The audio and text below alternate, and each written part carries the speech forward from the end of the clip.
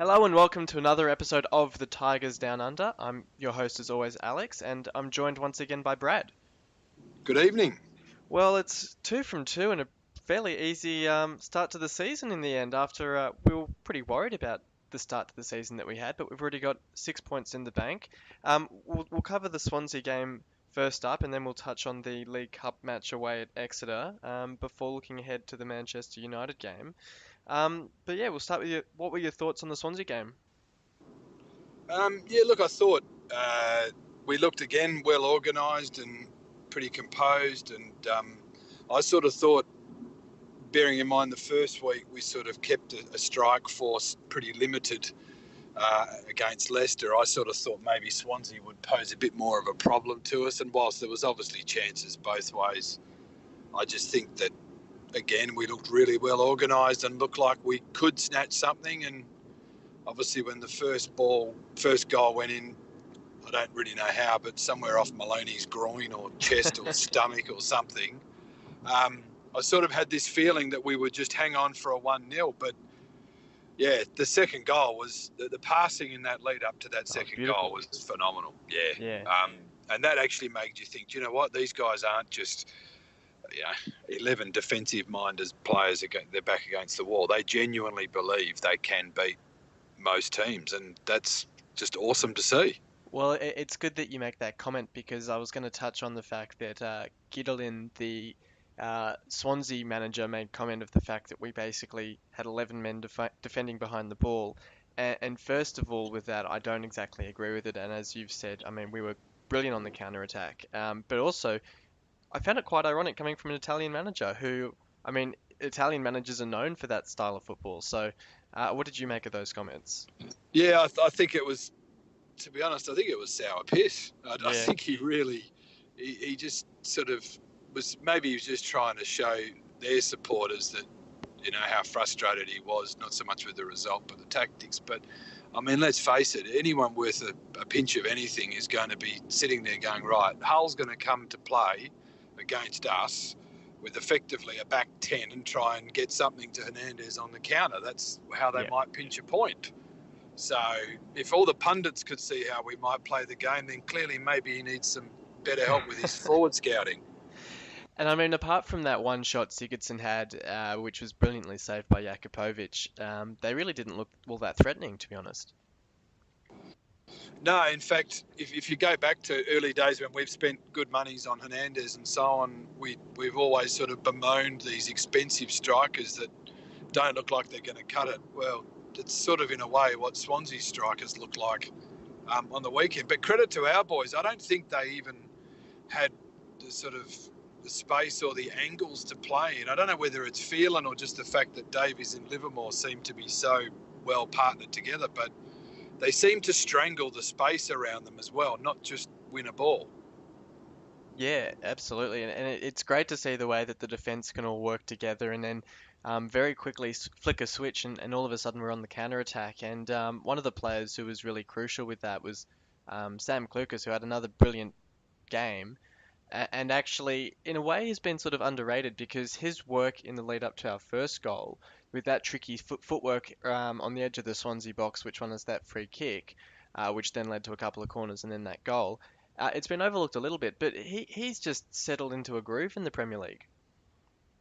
Look, he has, and clearly it's a credit to Steve Bruce or his scouting network. They obviously had an eye from an early stage on Clucas, and the fact that they brought him in. And when you look at the other players that have been brought in from the lower divisions, probably Maguire excluded because he did it on the big stage against us, but these guys always look good in a lower division, but then really find it hard to adjust. And when I think of Clucas, I can't really think of another player that's come in from a few divisions or division below and sort of been around the fringes so easily and confidently, even before this season. Yeah, I mean, the only one I could think of maybe would be Robertson with his sort of leap from non-professional football in Scotland. But even with him, he was playing at Dundee, which I suppose is a Scottish Premier League club, so that's still quite a, I mean, not quite Premier League level, but yeah, as you say, it'd probably be above League One sort of ability. Yeah, I think actually it's probably a fair point. I didn't think of Robertson. How I could miss out on him was shocking. But I think, yeah, just the fact that this guy's he's stepping up for every challenge put in front of him. And I think we talked after the first game just about the fact that he's playing in a position that none of us have actually heard of him playing in before or familiar with. Yeah. But gee whiz, he looks like he's been playing it his whole life. And so then who would be your top three for the match? Um, Look, purely because of the way he took the ball off our box, I'm a big fan of Clucas, and I really think that again, probably this time he had a lot more help from Huddleston than the Yeah. first game. Huddleston really can show sometimes how good he is with the ball, and but I think Clucas again, maybe because he's younger and I don't know, it just stands out a bit more. I think he was still probably our best player. And again, not so much just because what he did with the ball, but more about I actually think what it would be like if he wasn't there. He Yeah. really did run, especially in that second half. Before we scored the second goal, I really felt he was really putting a lot of miles into his legs. So yeah, I'd probably give him my 3. And I think Bruce said last season he was basically the first name on the team sheet because of those miles that he was covering. So he has a huge tank, and I mean, that's probably something he has in common with Jake, who also covers quite a lot of miles on the pitch. So it's good to have those sorts of players who have that level of fitness, especially at the moment when we can't really make any subs. Yeah, exactly. And probably being a young body, and I haven't seen him get any, but there's no doubt he's probably had the odd knock or two in these games. But he's really is fitting the bill beautifully. And then who would be your other two players? Look, probably I still think Hernandez. I'm going to Yeah, give him 2. yeah, I think in the first game I probably overlooked him on the best players purely because I think he was really not really that striker that we thought. But I've actually watched. Maybe I'm just living in glory days. I watched the Leicester game again this week, and the amount of running Hernandez actually did in that first game, or perceived running, he did a lot of work for a guy who barely got a sniff at goal, maybe once in the first 60 minutes. He was really putting it in. I thought actually on the weekend again, he seems to have this presence now that was the opposite to when he first joined us. He really does start to sort of get involved with the guys around him and seems to want to really lift the vibe. I noticed him and Maloney seemed to connect pretty well.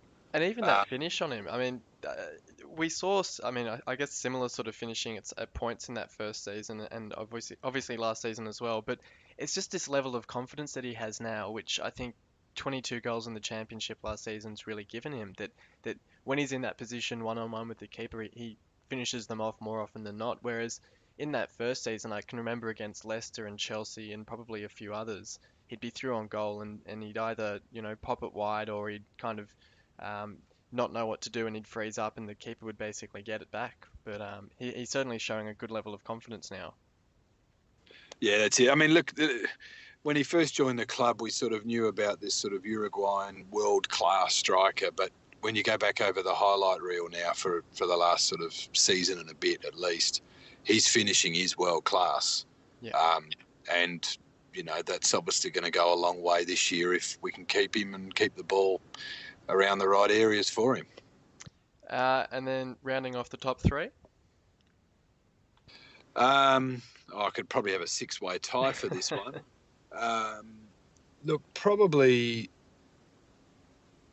I'm probably going to give it to Livermore again. Yeah. I really feel like, I mean, we know he's playing out of position, although he doesn't look it. But I think the one thing I did notice in the first game is Davies really seemed to run it and lift everyone and was very vocal and leader. But I thought on the weekend, although Davies now we're sort of going to expect it, I really thought that Livermore, probably even this time around, helped Clucas more being that ball player. And I think Livermore was very, very comfortable at the back and probably had maybe he's Phelan's best pet here, that he absorbs the tactics and the knowledge of who he's up against better than anyone, because I just felt like he gave them no real space. And so I'll probably round off with him as the last one. Yeah, I've got to agree with you there. I mean, if you'd said a month ago that when Maguire's fit, it would be a legitimate question of whether he replaces Livermore in the team at centre back. I would have laughed it away, but he's certainly providing a legitimate option down there. And I think I saw comments that in his junior days at Spurs, Sherwood was considering playing him at centre back, and he played a bit at centre back. So it's interesting to know that he does have some experience down there, and it could end up being a long-term option for us. Yeah, actually, it's a good point. I mean, we all know that Maguire's a hell of a player and was limited for opportunities at different stages last year. But when he got his chance, he was one of the first picked. It's probably a great answer actually to see how good Livermore's going. That Maguire, we all think would not make the starting 11 right now. Anyway, and we all know how good he can be. Um, and probably, if anything, it seems funny, but Livermore's always had good ball control. Not that Maguire Yeah, doesn't, but it was probably one thing I noticed when Dawson joined the club, how good he can be with a ball coming out of defence, more yeah, so than just negating play all the time. And Livermore adds that as well, whereas obviously Alex Bruce doesn't. And Alex Bruce is a stern, strong ass defender who can clatter blokes. When he got the ball, I was always nervous, whereas I don't feel that this year. And to be honest, that's what a Premier League defender needs to be. yeah, absolutely. And I think that range of passing is certainly going to help us launch counterattacks. Livermore also played in our midweek game against Exeter, which also saw the return of Maguire from injury. So it was interesting to see those two pair up. We won the game 3-1 coming from behind. I think they scored and we scored about 60 seconds later. So obviously, only having been able to see the highlights, we can't judge it in too much detail. But just your thoughts on Diamande getting 2 goals is obviously good to see, and Snodgrass getting another free kick. Yeah, look, I think it's always good if you've got guys who are supposed to be scoring goals no matter what competition. I was probably a bit surprised. And again, I think I made the comment last week that I know that we've got youth players, and I don't even know the extent to how far we can go. But I was probably surprised to see some of those boys get a run or as much of a run midweek. If anything, it probably shows that Phelan's got a bit of faith maybe in these subs, that if they could step up, that he could rely on them, because I would have thought that the Tuesday match was pretty much just a non-priority at Yeah. all. And maybe I was probably guilty of not knowing enough about these players to know what he's got, but I felt like I just cocooned them all for the week. Um, and even if you need to play, goalkeepers 4 and 5 in outfield just to protect your best players, you do it. But maybe Phelan's got, the added advantage that if we can get a squad together, he's now got 2 competitions to place some of these juniors through the year and test them out properly. Yeah, well, I mean, it was pretty ironic that it was actually Timon and Lua, two of the youngsters who got injured during the game, and I don't think we know the extent of those injuries yet, but it was funny to an extent that we wanted to play these younger players to protect the senior players from injury, and then it's actually the younger players who end up getting injured. So hopefully they're not out for too long.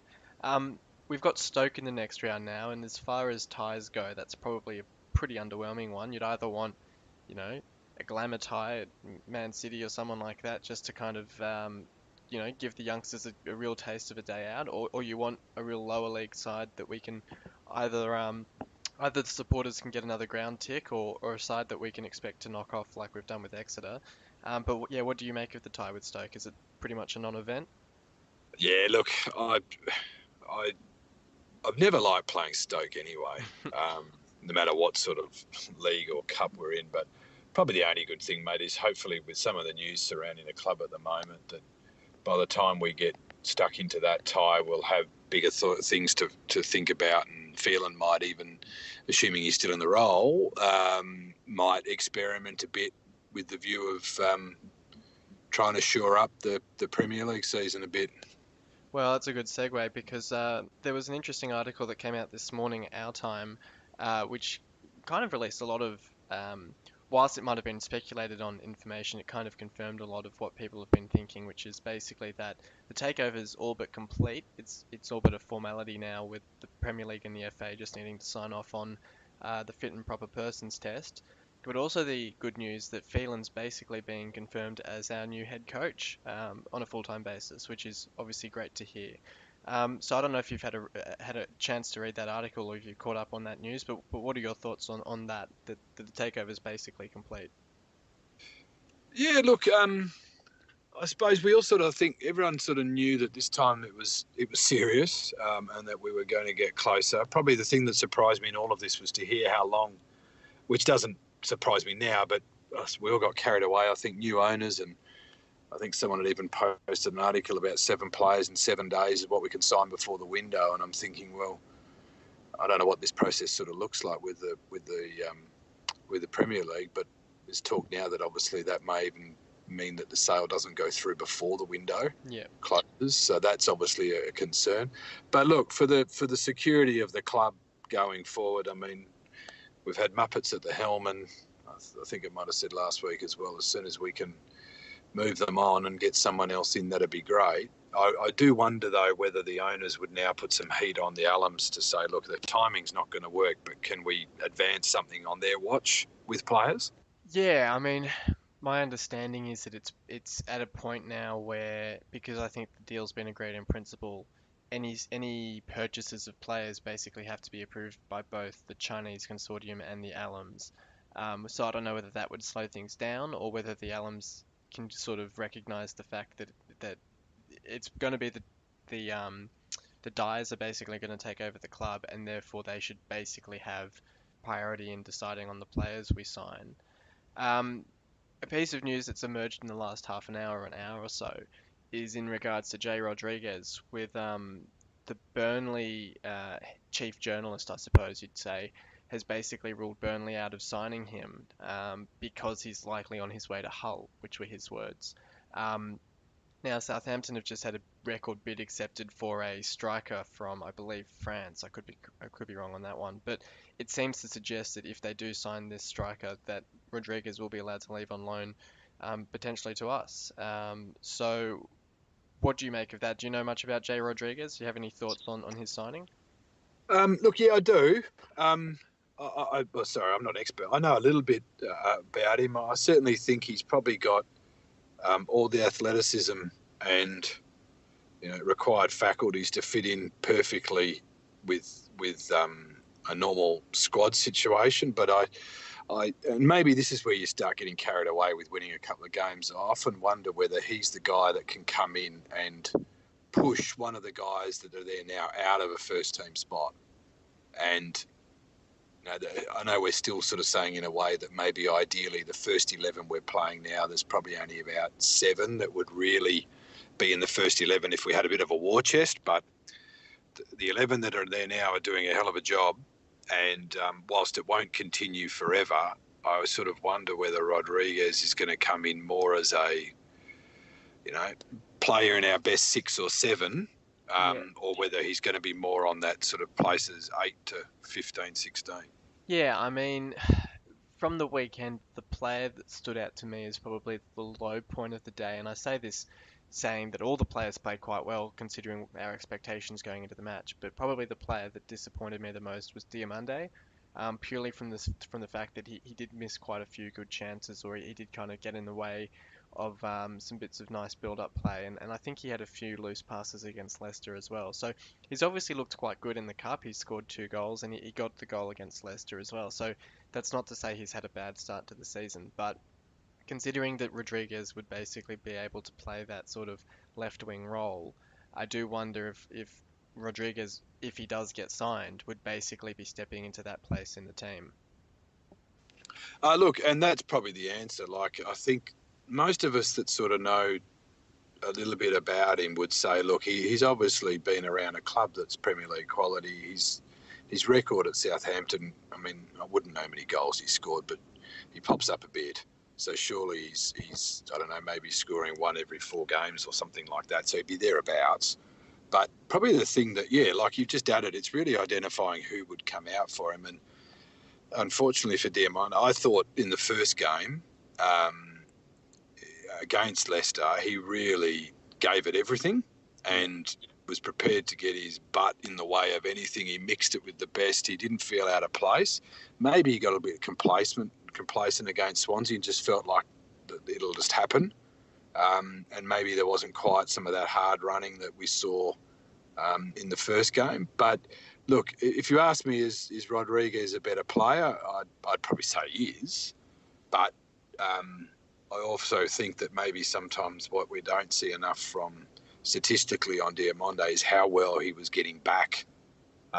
Again, in the Yeah, Leicester that game, again, you don't have the GPS stats, but he seemed to put in a hell of a shift defensively as well.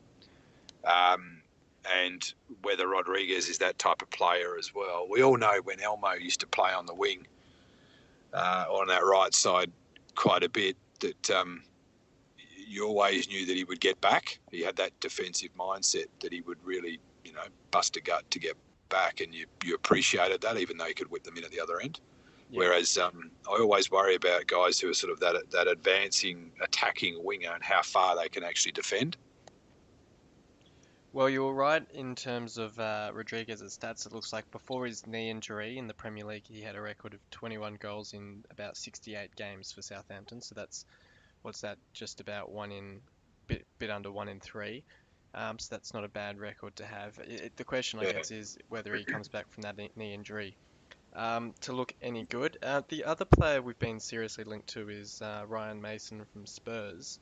Um, I guess he's a bit of a box-to-box midfielder with a bit of energy about him, but it would be quite funny if we lined up in a match with Livermore, Huddleston, and Mason all in a three-man midfield, being the Spurs old boys. But what do you make of that one? Do you see central midfield as an area we're looking to strengthen?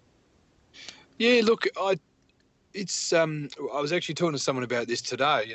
You look at the weekend, or now that Maguire played midweek, we've now got effectively a sub for each line. Yeah, And I mean, Livermore is really the midfield change, and you'd bring Maguire into defence, although Maguire could probably play an hour in midfield if we needed him to.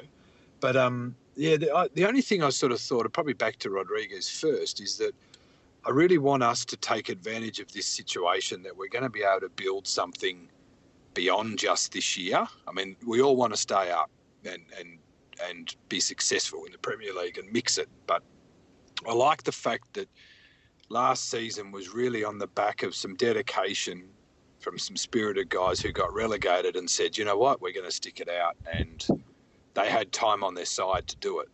Whereas I still feel a little bit with Rodriguez, if he's carrying, a career comeback with an injury, whether we're going to get the best out of the player, and we should now be aspiring to get players who are on the up, not questionably around about the top. yeah.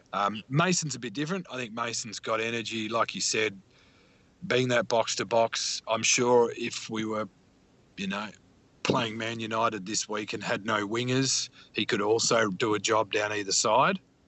So he's got some flexibility there.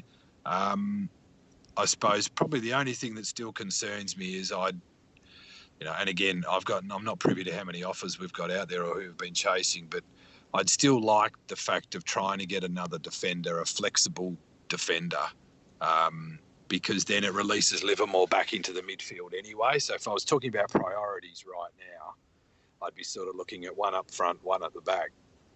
And I think in terms of defenders, we've also been linked to Micah Richards from Villa, who I don't quite mind that one. I think a few people are a bit turned off by the fact that he had a poor season with Villa, but to be honest, I don't think anyone really had a good season with Villa last year. Um, but my sense of him is, I mean, he looked quite good at Man City, and he dropped away a bit when he went to Villa, but he was kind of thrust into the captaincy there and kind of bore the brunt of a lot of the issues that they faced last season. So I think in an environment with players like Dawson, Huddleston, Livermore, um, Davies, all of those sorts of guys who have that sort of leadership mentality about them, where he isn't required to be that man, might actually give him a bit of breathing space and let him sort of focus on his football a bit more.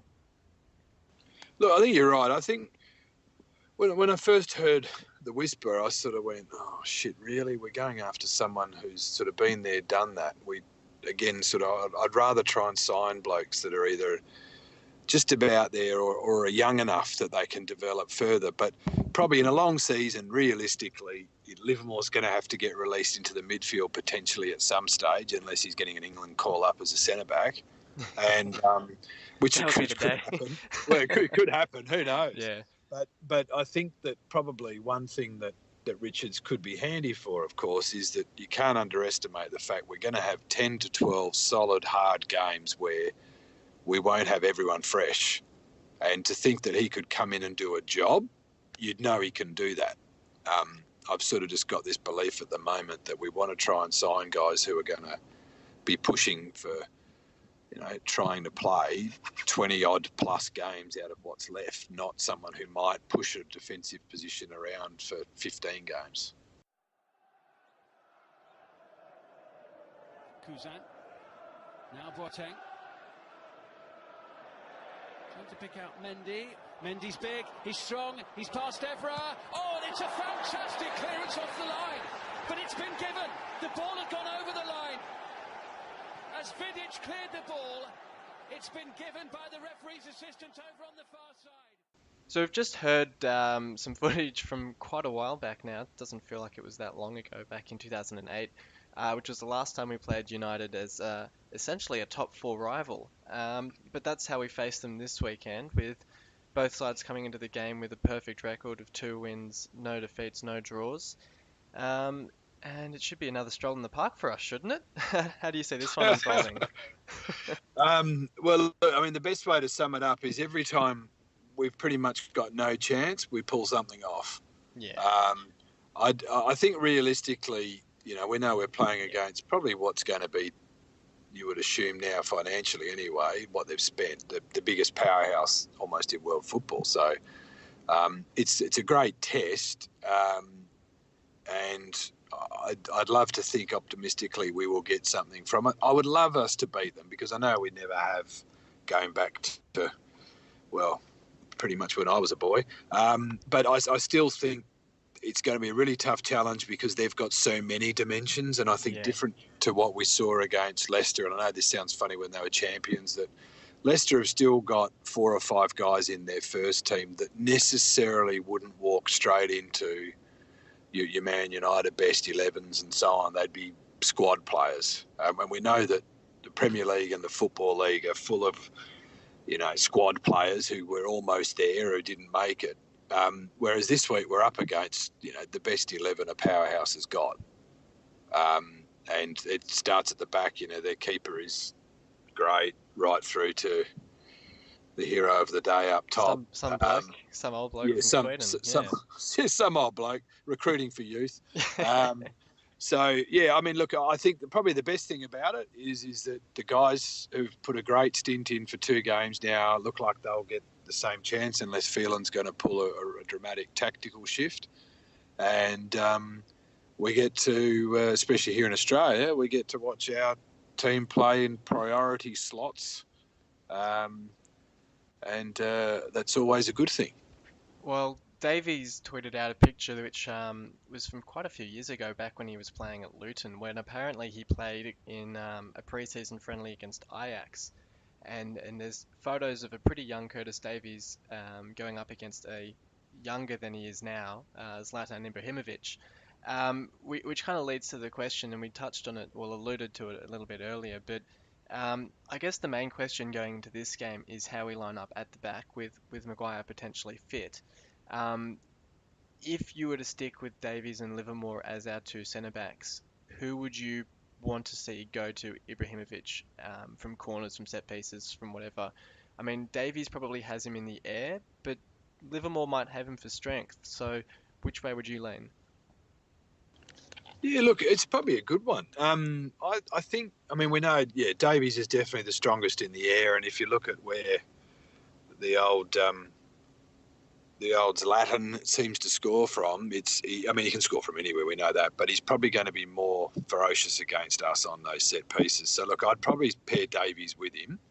But again, I'd be pretty much sort of saying to Livermore that off the ball, one thing, he's a strong bugger, we know that. I think it wouldn't hurt to rough him up a bit.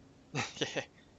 We know that, in the past, like, playing against Rooney, there's no point trying to box on with Rooney because both with the ball or off the ball, he was phenomenal. But I just have a feeling that, we know this guy's eccentric. If you saw him in the presser after the game last week, well, he was almost like he was on something. He was that excited to be talking gibberish, and clearly he can get carried away. And I think if we can get under his skin a little bit, it might work. If we go back to Liverpool at home in our last campaign, Alex Bruce got under Suarez's skin from the first time he touched the ball and let him know he was there, and sometimes it works. Um, yeah, I mean, we tweeted out, or the Hull City Australia account tweeted out a little while ago the little video of Harry Maguire tackling two QPR players at once, cleanly taking the ball in a clean tackle, and I kind of suggested that um, Pogba and Zlatan might be wetting themselves at the thoughts of facing Maguire. So I wouldn't mind bringing him into the side just for a bit of physicality with those two, because that boy can certainly tackle. Um, what would be an acceptable result from your point of view? I mean, really thinking about it, with the 6 points on the board already, this is almost just a free hit. But would a 3, 4, or 5-0 loss be unacceptable in the sense that it would just damage morale so much? Or do we sort of just accept that we just go for it in this game and whatever happens, happens? Yeah, look, I don't think the scoreline really matters. I mean, I'd love us to get a point or even three, but I think it's just going to be effort. There's too many times you can see games where, a team can dominate for 60, 70 minutes, not score, and then someone turns around and bangs three in the last 20 minutes. So even going back to that infamous 4-3 game, I mean, we turned it on for a patch and almost snatched it. But, if you go back through that tape, I think it might have even been Turner that probably should have got sent off. I think for a second yellow or last man or something, if I remember. So that game turned when it shouldn't have as well. So I think as long as we can walk off and say, okay, look, we held our head up, and we don't. Probably the key thing for me is we don't have to react afterwards by saying, right, now we need players, now we need changes. More so the fact that, look, we know we're not good enough, but we're not far off is probably the best answer for me. And then our weekly questions. We'll see if we get some interesting answers for these ones with the nightmare scenario from the match. I mean, obviously, as it is every week, it'd be injuries or something like that. But I mean, from my point of view, nightmare might be last minute Davies own goal or something like that robs us off a point. But what do you see as sort of being the worst case scenario? Oh, look, bless him, but Jakupovic always makes me nervous. And I think there was commentary during the week about him sort of, holding his sore hand against Arsenal with a free kick. Jakupovic is probably the guy in our first 11 that's going to get the most carried away with who we're playing against. That's right. I did see the comment as well that if he saves a free kick from United, doesn't matter who it is, as long as he doesn't put up his hand to say sorry, like I think he did with Giggs in Yes. his farewell game. Yeah, that's right. He did it at Arsenal at the Emirates where he saved one and was going on about how fast it was and shaking Yeah, his hand. yeah. So, look, probably the only thing that would disappoint is, Jakupovic brain fade as he runs up for a corner or something crazy. And what would your dream headline be? I mean, it's probably pretty obvious, but how would you like to see the weekend pan out? Look, probably just the dream one would actually be Phelan get to, a photo of Phelan shaking hands with the special one, with a smile on Phelan's face. Yeah. Even if it was only a point, that'd be a great headline to think that the caretaker, ex-Man U assistant can underwrite a point against the biggest club, effectively one of the biggest clubs in Europe. And that's right. I mean, it was quite funny. I was watching one of the preview shows on this newfangled Optus content that we get, and they were showing footage of Paul Pogba from the last time he played for United, and how much smaller he was, and coming off the bench as this bright little kid. And who was it who was standing on the sideline with him, giving him advice? It was Mike Phelan. So um, it is quite funny. I mean, and they didn't pick up on that, of course, but it is quite funny that he's obviously got such a connection to the club from being Fergie's assistant for so long, that if he could get a point or a win, it'd be tremendous for him. And we've seen in the first few games that his research and his focus on the opposition and how he sets up the side to combat the opposition is so interesting to see, because he puts in so much research and time into it that I don't think Bruce did to that extent. So it'll be really fascinating to see how he mans the side up against United. And yeah, it would be great. I mean, if we can get a result, then suddenly the media and everyone sits up and takes notice, because as well as we've started, I think everyone's sort of dismissive and saying, oh well, it's not going to last, and yeah, okay, they got lucky against Leicester and then they knocked off Swansea, who aren't much chop, but it's not going to mean much. But if we could get something against United, it'd be quite something to talk about. It's sort of and again, it's got no similarity other than probably the result itself. But you go back to when we knocked off Arsenal at the Emirates the first time round. I mean, the Fulham game was just excitement, pure excitement to score a first goal. But then to go up and think, hang on a minute, we've beaten the team that was in the Premier League last year. That's a good start.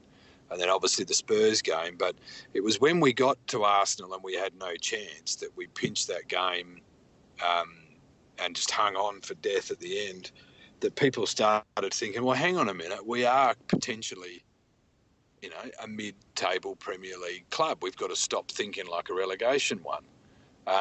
Probably the outcome of that was obviously a lot different, but I think this could be a game where we just need to be able to show that this is not a team that is just going to get relegated just because, okay, we started the season poorly.